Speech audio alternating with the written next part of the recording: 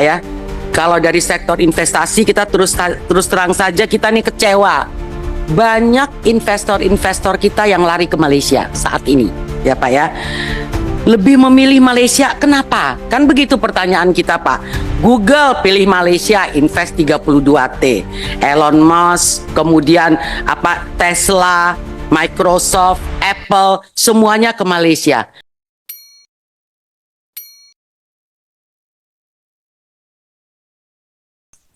Bapak Menteri dan jajaran yang saya hormati, pertama-tama saya ingin mengucapkan selamat Pak Menteri atas kepercayaan diberikan untuk menjabat sebagai Menteri Investasi dan Kepala BKPM.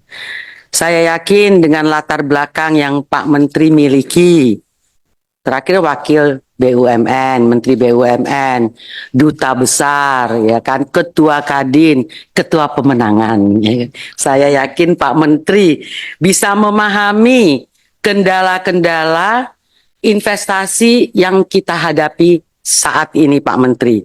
Bagaimana ke depan kita bisa mengoptimalkan investasi kita dan sekaligus kita bisa meraih investasi yang berkualitas. Dari apa yang Bapak sampaikan tadi, saya ada beberapa catatan Pak. Untuk halaman 4, Bapak bicara mengenai konsekuensi pagu anggaran 2025.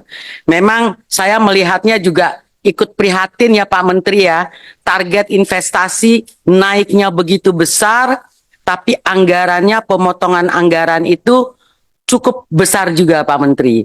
Nah dan saya melihat kalau saya baca tadi presentasi Pak Menteri udah ngancem nih ya kan, kalau gua diturun nih anggaran gua, pokoknya 9 kantor perwakilan ditutup. Nah tadi apa tuh? Saya catat. Kemudian pelayanan ke pelaku usaha akan turun. Target pertumbuhan ekonomi tidak akan tercapai. Nah, tapi tentunya saya yakin apapun nanti keputusan dari anggaran ini, Pak Menteri pasti akan bisa mencari solusi yang terbaik. Halaman 7 juga Bapak menyebutkan ya kan bahwa realisasi investasi semester 1. Ini juga Pak, hanya yang menjadi pertanyaan saya satu. Di tengah-tengah maraknya informasi bahwa banyak pengangguran di Indonesia saat ini, ya kan Pak ya.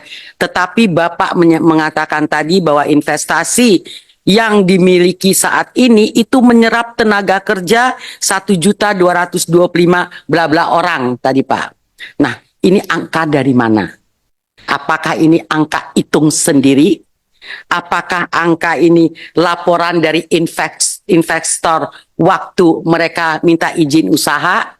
Apakah dari Menteri Tenaga Kerja? Ini saya juga ingin, atau apakah langsung cek ke lapangan? Nah hal ini yang saya ingin mendapat penjelasan dari Pak Menteri, dapat angka 1,2 itu dari mana gitu Pak Menteri. Terus ke depannya saya juga ingin tahu dari Pak Menteri sebenarnya kita ini harus fokus di sektor mana sih investasi kita ini sebenarnya Pak. Karena kalau kita nggak fokus ya begini-begini saja gitu Pak. Serabut sana sini pokoknya sedikit gitu. Fokus di mana sehingga ya tadi saya sampaikan bahwa kita di industri manufacture kita banyak PHK. Kan begitu Pak, banyak yang tutup. Nah ke depan ini kira-kira nih kita mau fokus di mana sih Pak? Next pertanyaan saya baca nih Pak. Berbagai negara saat ini nih Pak Menteri tengah bersiap menetapkan kesepakatan pajak minimum.